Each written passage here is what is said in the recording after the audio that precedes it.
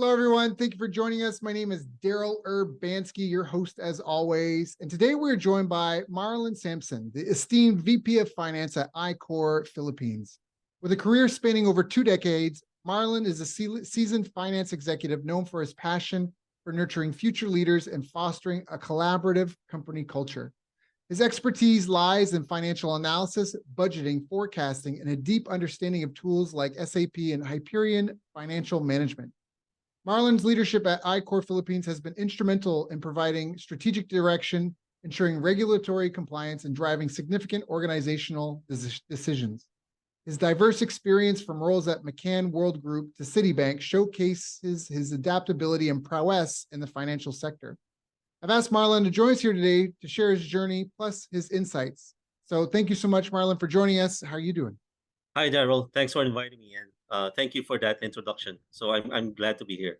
Yeah, it's an honor and a pleasure to have you. And I always like to ask before we get into the details, how did you even get into finance? Is this something like, is this the family career? Were your parents in finance too? Yeah, you could say it is, but I didn't take up finance because most of the families in finance. When I was a kid, I really like working with numbers, and I really saw myself in the corporate world. That made me take up accounting in college. Did your parents work in the corporate world too? Is that maybe how you got the role Yeah, model? my dad did. Yeah, he worked for this huge company in the Middle East, and most of my uncles were in the corporate world. Got it. Got it. Got it. So you had your role models that you looked up to. They were Yeah. successful and influential in that space. So how did you first get started? Did your parents give you training of any sort? Did you have to help run the family sari store and balance the books for that or what? Not really. Actually, my dad wanted me to take up medicine since we didn't have a doctor in the family yet. But I said, hey, I really want to be in the business sector. I want to take up accounting. So I think that's where my passion is. That's why, and here I am. So you liked numbers as a kid, you wanted to get into accounting, and it was just sunshine and rainbows. Like it was just like flawless uphill, just a nice hockey stick kind of progression and growth, or were there challenges that you faced? Overall, I think it was every now and then you face challenges, right? It's not easy climbing the corporate ladder. And I think the biggest challenge there is you really have to prove yourself that you deserve it, right? As they say, if you're earning 20,000 a month and you want to get 30,000, you have to work like you're earning 40,000. I like that. So you really have to show that you have that can-do attitude. You can do it, and you deserve that promotion. They're not going to promote you and say, "Hey, we're going to promote you, and let's see if you can do this, or let's see if you're qualified." You have to be able to show that you're already doing the role or the function required for that next level, for that higher role, and you have to be able to prove that you're hungry, you're willing to do what is required and go above and beyond the call of duty. I love that. And I think that's relevant in almost anything because a lot of people don't realize this. A company exists to solve a problem experienced by a company is Right. just a group of people that solve the pain of another group of people, and they do it via That's a correct. product or service. And so a lot of Right. times I think when people hear about these massive layoffs in companies, what's happened is the company has not really had clear accountability in how people are contributing to that mission and performing in relation to that mission. And so they accumulate a Right. lot of, it's called fat, right? They accumulate a lot of people that Right. are there collecting a paycheck, but they're not contributing to the core like function of the company and the purpose of its existence. And so then you get these massive layoffs where they're just like, hey, we can't support all of this right now. Because at the end of the day, it's like Right. fire clings to that which gives it life. And when you say you have to be committed to the mission, like if you're gonna not only stay with the company, but grow within the company, you have to be like the flame to the fuel. Like you have to be attached to the core. And I think that's what you're saying there, right? And show that you're more attached than the others. Is that I fair? agree. At the end of the day, it's really about the value that you provide to the business. Right. It's not just being like another person who makes life probably easier for some folks, but the function is not really that necessary in achieving the objectives of the business. So at the end of the day, you'll be paid and you'll be retained based on the value that we provide to the overall company objectives. Yeah, I love that. I love that. A lot of people don't realize that for someone to spend like $100, they need to believe that they're getting $101 or more back. And That's correct. ideally, what I always tell my clients is a 10 to 1. Like ideally, you want your margin to be a 10 to 1, where if you're charging $1, they're getting $10 in value. Or sorry, both. Yeah, they're getting $10 of value, but it only costs you $1 because you need to have Right. that margin, but you also need to have that giant gap. And that's because you need the wiggle room. That's That's, I correct. think, is really powerful. Really powerful. So what were some of the biggest challenges you faced in your business career? And how did you overcome them? Yeah, like what I said, it's really proving yourself, Yeah. especially working in several multinational companies where you have employees across the globe. So everyone around the globe is really eyeing that position. I think it's really more about being the hardest working person Ooh. always in the room, and keeping or having a clear set of objectives, Hmm. always keeping your eyes on the prize, right? And every day you work towards that. So it doesn't have to be making big projects or significant progresses along the way, having small progress every day, improving yourself every day, even just 1%. I So love this. you, you have 365 days in a year, I love, right? yes. Is this like in a book or something? Because I say this and I don't know where I got it from, but you just said it. So I'm like, clearly this is a thing. Because even if you improve 1% a day, just 1% a day, Right. 365 days, that's 365% improvement. How powerful Exactly. is that? How powerful is that? I think it's the power of compounding, as they say in finance, right? Little improvements every day is better than none at all. The Right. problem with some people is they always wait for that big opportunity, for that big Yes. project. But Yes. guess what? Yeah. Sometimes those big opportunities don't even come at all, Yeah. right? And I've you worked get with, stuck, oh, sorry, go ahead. and you get stuck where you are, still Mm, waiting for that big break, right? mm, People mm, don't mm, realize that you have to keep working on yourself mm. for those opportunities to come. That's right. Yeah, God helps those who help themselves. Whether you're religious or not, Yeah, it still rings. The harder I work, the luckier I get. Hard that's right. work will always beat talent when talent refuses to work hard. That's a catch 22 because people don't. If hard work was all you needed, more people would be successful. Because I know lots of hard workers that have failed. I know lots of hard workers that they get to the end of the road in their life and they don't like where they've ended up, but they worked hard their That's whole right. life. So hard work is That's not correct. enough, but it's still mandatory. Even when you look up like the Zen monks and the Buddhists and people who have supposedly achieved enlightenment, they say even though you've become enlightened, you still need to carry water and chop wood. And what that means is you still Right. need to do the things that you need to do to move, like the stuff that makes you like you got to chop wood and carry water. Like you're enlightened. Congratulations. You still got to chop wood and carry water. And so that hard work is just like a heartbeat of the planet. I say this too. Yeah, Like people can look outside and you see the birds and squirrels and ants. They don't get weekends. They don't get holidays. They don't have vacations. Oh, I need a mental health day. Oh, Mr. Cat, that's can you correct. come back tomorrow? I'm a bird and I need a mental health. Like that just doesn't exist. This is an illusion. It's a fantasy that we've opted into as a species, which is nice. It's nice to have time off, right? You feel better. But and it doesn't, you don't necessarily have to just work hard. You have to work smart. Right. With that, I don't want people to think it's all about the grind where you 4 hour night sleeps and stuff. Like silence is as much music as sound is. Rest, like even in talking, I need to shut up every Mhm. now and then. Right? Yeah. So what would you recommend to someone who's maybe starting out or struggling in their career and trying to climb the corporate ladder? We've established work hard, but are there any Yes. more specific tips? I think you should be really clear on what you want. Some people start out not knowing where they want to go, Hmm. and then they just grab the first opportunity that comes. Mm-hmm. And most people, for example, they join the bank industry in their first job, and then they just tend to go around the industry, move Right. from one bank to another. Right. And over the years, they get intimidated. They don't have the confidence of moving outside of the industry. Hey, this is where I started. This is what I know. And I think you really have to have that courage to explore, to learn Mm-hmm. more, because courage only happens outside of the comfort zone. right? Right. You have to Right. be comfortable being uncomfortable, right? Right. You're not gonna learn anything staying in there. When you feel uncomfortable, that means you're learning. And the only way to grow is to learn new stuff. I think that's a good point. Everybody talks it like it's fun to get out of your comfort zone, but it's Right. really uncomfortable. Yeah, it's not People don't easy. like it. It's not easy. Yeah. It's suffering. It's Yeah. uncertainty. It's fear. It's doubt. It's imposter syndrome. It's all Yeah. those things. Yeah. Correct. Got it. Got it. So now let's talk about finance a little bit in terms of what are some of the biggest mistakes that you see either your clients, I guess you're working in one company, but what are the biggest mistakes that you see people making in managing their finance, whether they're other businesses or friends that you have that are running their operations?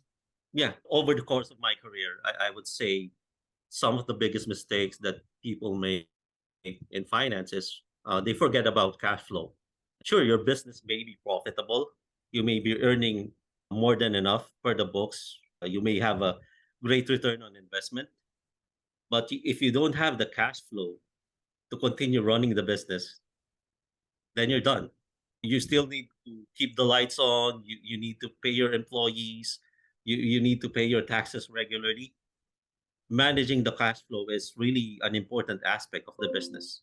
And I would say some of the biggest mistakes I've seen, not necessarily related to finance, is some businesses don't really know their customers very well. Sometimes you see events and then you see these company logos, the sponsors, and then you start to wonder, hey, why is this logo here? Do they expect to really reach their market Right. in this event? Some people do shotgun marketing. Yeah. They shoot anyone hoping they'd make a sale. But to me, marketing is more about, it's not about reaching as many people as possible, but reaching the right audience. Ooh, I Right. love that. So if your business is, if you're in the business of making toys for kids, you're not going to run ads during the news or during the late afternoon here in the Philippines when When it's all nap time. these, yeah, it's nap time or all these drama series are showing on TV. Kids are not Mm, watching by then, right? Probably right. do those during Saturday morning cartoons or Yep. anytime when the shows are showing. Mm, So I think that's really important. Second would be people, like what you said, people forget that a product or a service is supposed to address a need or a want. right. Yeah, if you look at big brands like Apple, Nike, if you look at their ads, Apple doesn't say, "Hey, we have the fastest computers. Go, please buy our computers." Right? Right. They run ads like, "Hey, we're the crazy ones." Or Nike doesn't sell shoes in its ads. It pays homage to great athletes. Yep. They're sending the light, they're selling who the people want to be and become. You mentioned Apple. Apple in Right. its early days, they had that famous 1984 ad that was like anti-establishment in Apple's Correct. first ad, right? Back whenever that Right. was when it came out. And that was like that's what the people wanted. It was in the culture. Like we want to be free and independent thinkers and people. Correct. Or like you say, Correct. Nike.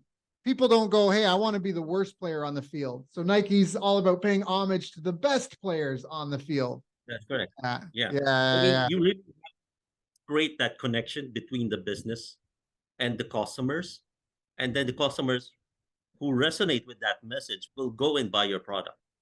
I That's one of the secrets that I've seen with most big companies when they market their products. And the third, I would say, biggest mistake is failing to adapt.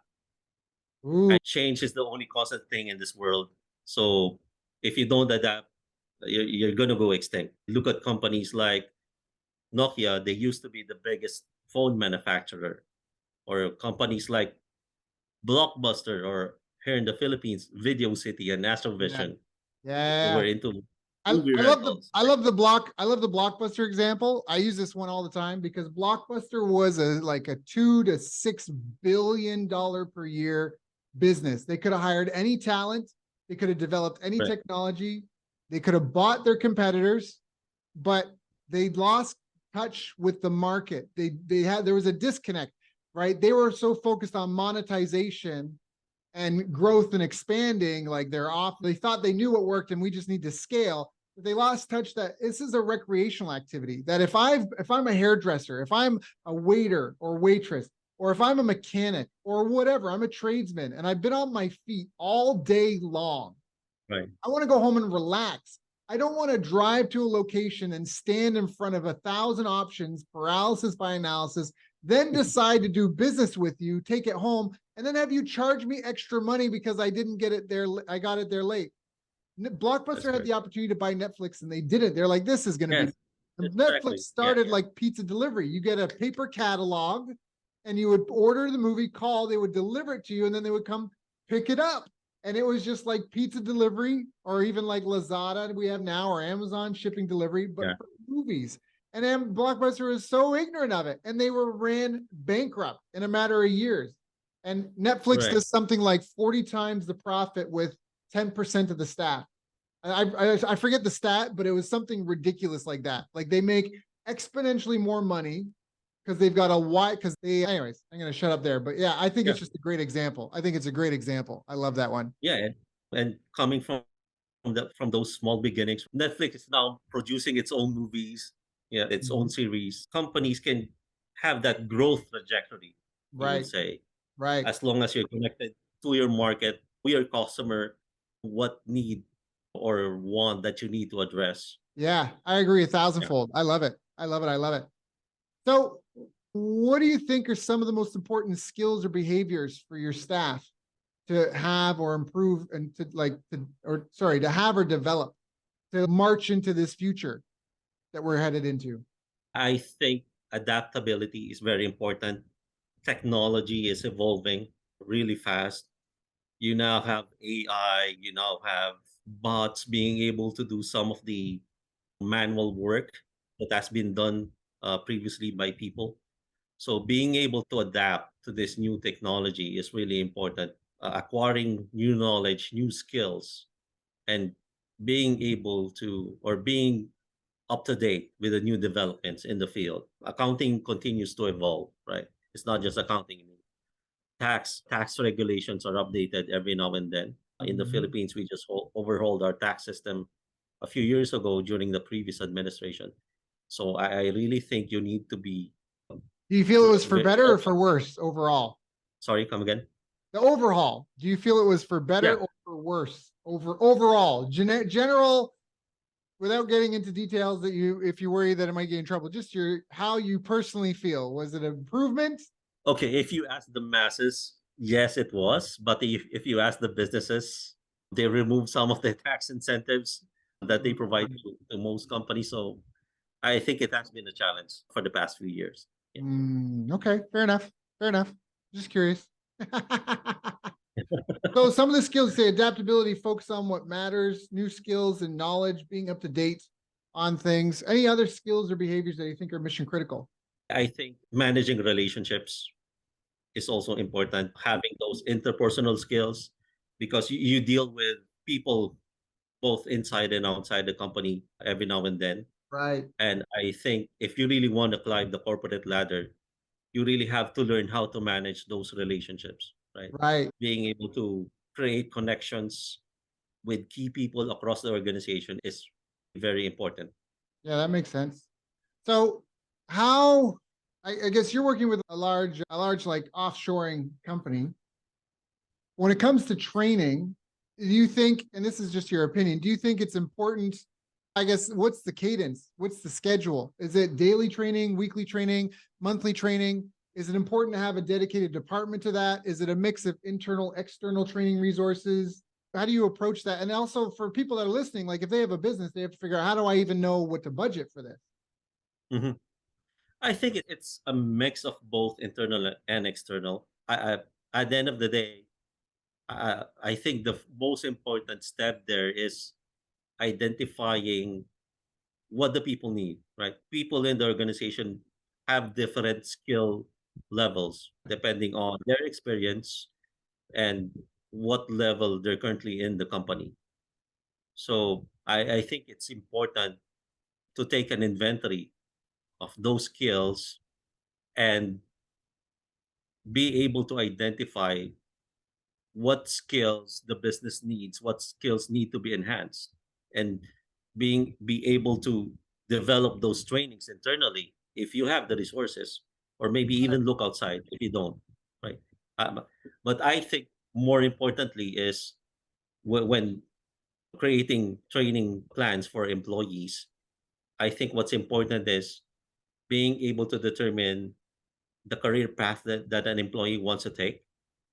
You may be developing this employee for this role. Does he or she even really want it? Is it in line with this person's interest?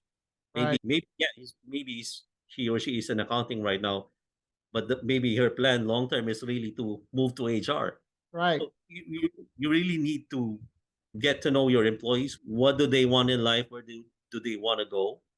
And be able to help them get there. And that's where you start, or that's how you create your training around those needs or those aspirations. And that way you motivate your employees and you keep them in the company. You keep your best performers in the company.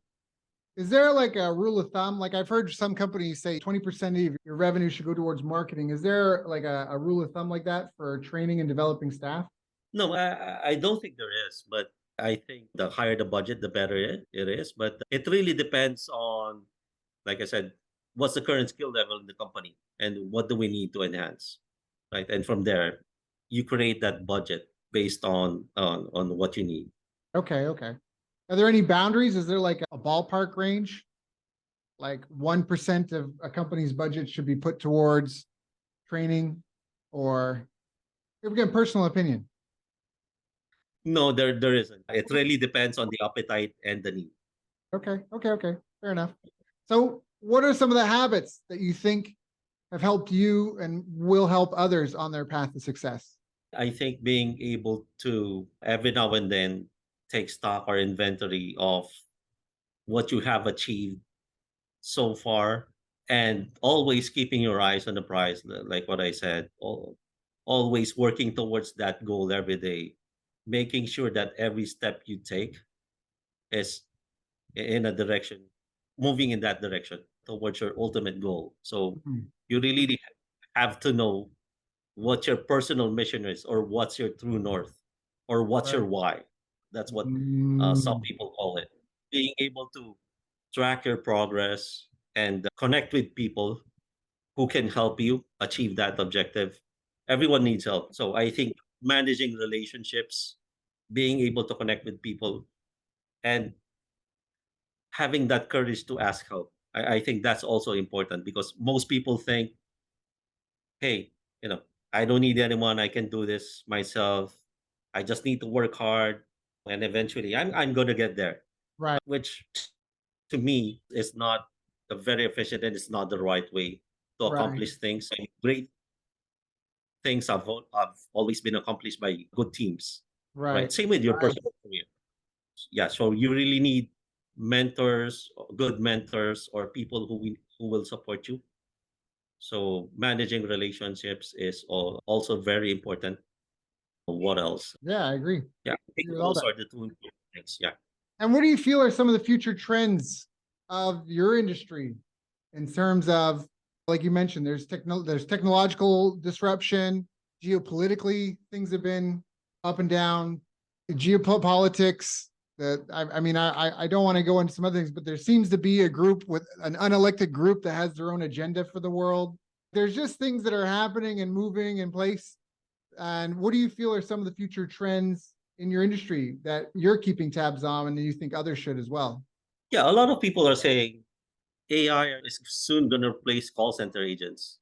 And But at the end of the day, I think people still prefer to deal with a living and breathing human being who has emotions, who can connect with you and address your concerns. Sure, AI may be able to do some of the basic stuff, like you when you call the phone and make a few basic inquiries.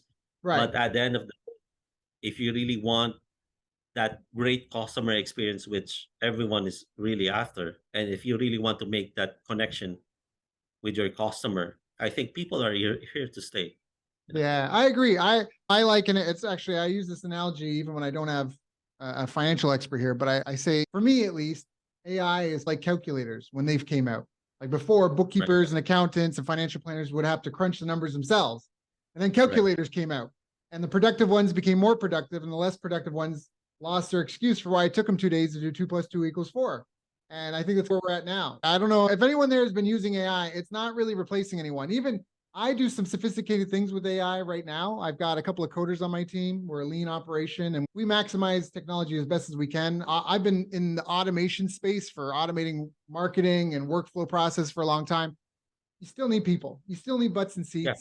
Like people want people, and the tools aren't there. They're just not there. Like we're far away from this sentient being that can like that's just not coming. I think the big concern around AI is around censorship and imposing things on people. What I mean by that is, I use this analogy as well, that we don't look for all the monkeys to kill, right? We don't seek out and kill all the monkeys. We might displace some because we're building houses and maybe a couple get hunted, but we're not like a seek and destroy, right? We're not out to get them. But when you have an AI bot that is censoring or shadow banning or suppressing opinions, views, that sort of thing, that is a seek and destroy robot. That is like Terminator from the movie, like Arnold Schwarzenegger. It is a seek and destroy. So as long as these things are pointed at universal truths and evolving in the direction of almost following the scientific method, like the highest level of truth that we can attain without enforcing and imposing things on people. Now you don't have these seek and destroy bots, right? You just have a useful tool. And I think that's my opinion on how we walk into that. Yeah, I think you're right. AI are just tools, right? They're just there to help you be more efficient. And the problem right now is they just start pulling things from the internet. You really Right. have to validate the information that they're giving you. You really have to double check because they can do that, right? They just Right. pull things from the internet and give that to you, and then they really don't know if that's accurate or not. And there's something about the creation of knowledge. I read this great book called The Beginning of Infinity by David Deutsch. He's the godfather of quantum computing. And he talks about AI in the sense of it needs to be able to create new knowledge. It can't just combine things that's been given in different ways. And an example of this is that understanding that we are not the center of the universe was, at first we thought we were. And that's because the sun went up, sun went down, and it all seems to spin around us. And so there had to be imagination. Someone had to imagine things could be another way and come up with a theory and a hypothesis about it, and then devise ways to test it and experiment. And for years, there was no way to do it. Galileo, I think I may have these facts backwards, but I think Galileo proved someone else's theory, which was something they imagined, which was that the Earth was not the center of the universe. And he proved it because with a telescope, he was able to now observe the phases, like we have phases of the moon, full moon, crescent moon, half moon. He could observe first the moon, but also the phases of Venus. And the only specific explanation with hard to vary details that would explain that would be the geometry and telemetry, maybe of I might just be making words sound smart, but geometry of the sun, this glowing ball being here, and this object being this far away at this angle. That's the only explanation that explains the observations. But if it's just, people say, well, that's all creativity is just combining things we know. But think about Einstein, right? General relativity, the fact that gravity is maybe also slows down time. These are things that's just created. We are knowledge creating machines. And AI is a long way from that. It's smart. It does things really well. It has the processing speed of computers, but it's not creating new knowledge yet. Yeah, I think we're far from that. Yeah, I think so too. It's exponential, sure, but that's, again, it's still a robot at the end of the day. So now, do you feel anything holds people back? Or maybe even, do you feel anything held you back in your career? I would say yes, but at the end of the day, it's really how you deal with it. There would always be naysayers, right, along the way. But to me, that just motivates me more to really show them and to really prove myself that I can do it. Right. Yeah. So what are some strategies that maybe you could suggest for the listeners to be more effective in enhancing collaboration and productivity within teams? Because like you said, there's lots of personalities, different agendas. Do you have any strategies that have served you well? Yeah, I think getting buy-in is important of all the people involved in the project. and getting feedback also from the end users. Sometimes people create these projects maybe to improve the process or enhance the system in place. But at the end of the day, it's going to be the end users who are going to use that, and they will be the ones who will be deeply impacted by those Mm. changes. So if you're not really in touch with your end users, not getting feedback on what they really need, what they are really using, and you can get a lot of insights on what you can really improve or what improvements really need to be made around that process. If you don't get the buy-in and get those ideas from your end users, I think any project would fail, right? Yeah, that makes Because a at lot. the end of the day, it's really for them, and you really need to keep your tabs on that. Yeah, fair enough. I actually want to jump back to a couple of finance things in terms of what do you think are the most important reports? Like again, if someone they don't have, maybe they have a fractional help with their finances, or maybe they don't, they're doing it all themselves. What are the key, like you mentioned, cash flow? That's great. Yeah. There's certain, we know profit, loss, balance, cash flow, but are there certain projections? Should they know their runway? Is that like a number they need to update daily? Can you just wax poetic on that for a minute? Like just key fundamentals.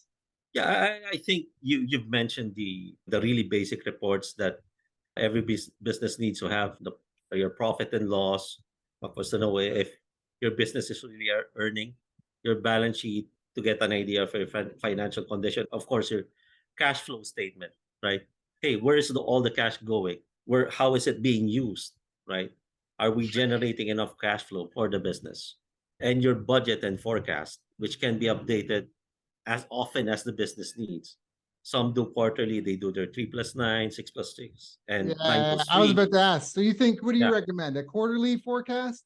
it depends on what type of industry you're in and what kind of challenges you're experiencing.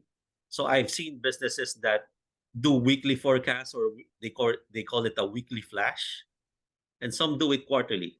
It really depends on the need. That makes sense. If you've got a big apartment complex, you maybe don't need a weekly projection. Yeah, Right? Yeah, that makes sense. I get yeah, that. the revenue splits, right? Yeah, So let me ask, and I may have this right or wrong. That's what I'm going to ask. So it sounds profit, loss, balance, cash flow. Those are like historic. That's what's happened, kind of thing. What is at the time yeah, of those reports. But your correct, budget and your forecasts are future looking. And are there right. any ratios that people should be paying attention to as well that might be mission critical?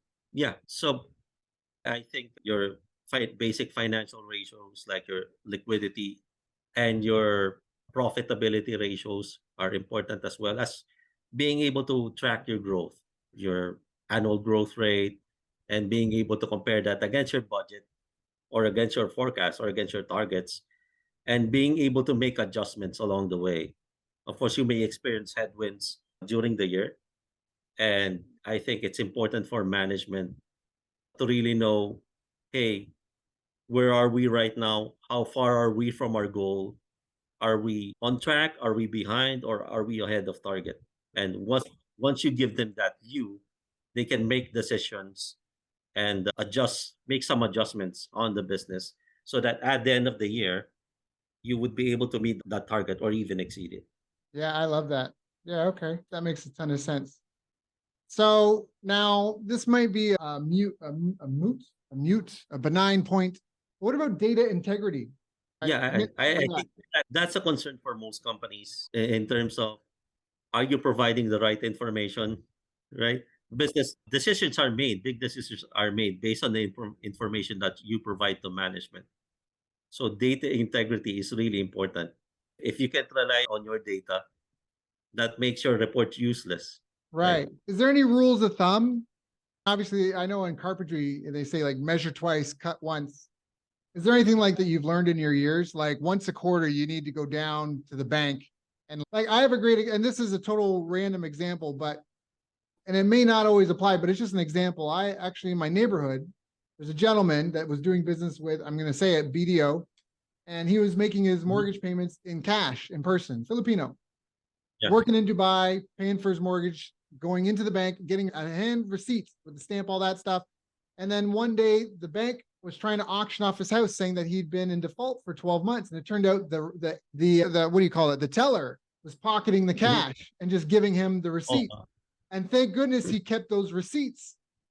And so right. that's like a data integrity thing where like he could have just trusted the bank's reporting, but the data integrity wasn't there because he wasn't watching those Right. statements.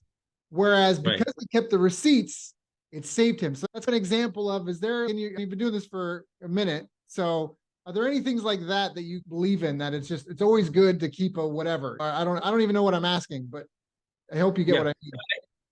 Yeah. I think that underscores the importance of having good internal controls within the company. You know, like, is information being entered into the system accurately and timely? In that case, the teller just pocketed the money, and then he Maybe or they she did didn't, not. but they didn't log it. It mysteriously disappeared somewhere. Right. Failing to record that transaction and Right. update that customer's ledger was really, Oh, he won. It the took him a year and a half, 2 years, but he won something like 40 million pesos as a settlement and all this sort of stuff. But it's because he kept the receipts. It's because he had an offline hard. This is my gripe with digital, like the digital currencies tracking things. It's, oops, I accidentally hit the wrong key. I erased your whole life. I'm sorry. So good internal controls, double checks to make sure the info is put into the system and correct, which basically sounds like you need a regular audit of things. Is that? yeah. Yeah, I that's paramount, not just internal, but having regular external audits as well, having outsiders validate your financials and your internal controls, and certify or say that, yeah, these financial results reflect the company's financial condition Yeah. and profit or loss for the year. And yes, they have good internal controls in place Mm, and be relied on, and help them produce accurate or fair financials is right. important as well. Yeah. That's so important. The number of times that I know that people have thought they've had money and then realized they didn't have that money because it was bad data. It's just it's bad juju for everybody involved. Yeah. Marlon, I've got 2, 3 pages of notes already on some of this stuff. I want to be respectful of your time. I know that we're running out of time soon. Is there anything I haven't asked you yet that I should have asked you? No, I think we pretty much covered everything, Daryl, unless there's anything else that you want to know. Or Yeah, I feel we did really. First, we talked about basically you're doing what you love, and you're really focused on the value you provide. The whole concept being the hardest work in the room with clear objectives, both what you're trying to accomplish, but also your why. And make sure you're constantly focused on the prize and daily progress towards goal, that 1% nonstop.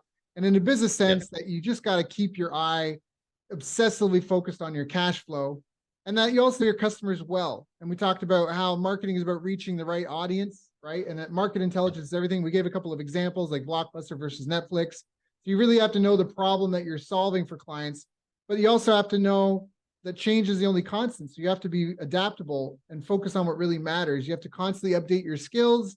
You have to make sure you're up to date, both in tax regulation as well as with your staff and team. That training is a regular part of things because we don't really know what's happening tomorrow. So it depends Mhm. on your needs. It depends on the skill level of the team, but it is important to invest in your staff and your people for growth. But you have to know what the career path for them is. So it has to both match their life goals as well as the company and your life goals. And that you're really focusing, it sounds like, on training people up, helping create new leaders for tomorrow. And there's a big focus on kind of accountability and habits. And that you also need to celebrate the wins, right? Appreciate your achievements and just make sure everything you're doing every day is a step towards your goal, and track your progress. And that mentors and people that will help you are important. That to always, when you're working on a project, get the shareholders buy-in, the end users buy-in. And then we talked about the most important financials for most businesses to pay attention to: the traditional profit loss, balance, cash flow, but that they also need to have a budget that they intend to adhere to moving into the future. And they need to have Right. forecasts that they would update at an interval that's important for their business, whether it's weekly, quarterly, monthly. And then there's also some ratios that they want to keep their eye on, like the liquidity ratio, their profitability ratios, their growth ratios. And they want to map this against their budget and forecast to see how they're doing. And this needs to be presented in a consistent, palatable way. And as much as it may not be sexy, there needs to be a strong emphasis on data integrity, making sure and having regular audits of your process and system to make sure that you're not fooling yourself, that things aren't Correct. disappearing, that, yeah, the things are as you see them. So I just think this is a great action-packed kind of call with lots of practical advice that will be relevant today, tomorrow, 5 years from now, 20 years from now. If people do want to reach out, if they do have questions, if they want to get in touch, where is the best place for them to get a hold of you? Yeah, I'm on LinkedIn. Just send me a connection request, and I'll be happy to help anyone who needs assistance. Perfect. So you can find him on LinkedIn under Marlon Samson, MarlonSamson, VP Finance at iCore Philippines, IQOR. And you're in Manila, right? I'm in Clark, Okay. Pampanga. In Clark. Got it. Yeah. Okay. So he's in Clark. He's in the Philippines. You got the right guy. Marlon, thank you so much for joining us. It has been an honor Thanks, and a pleasure. And thank you for sharing with us. It's been very valuable. Yeah, it was a pleasure. It was my pleasure, and thanks for inviting me.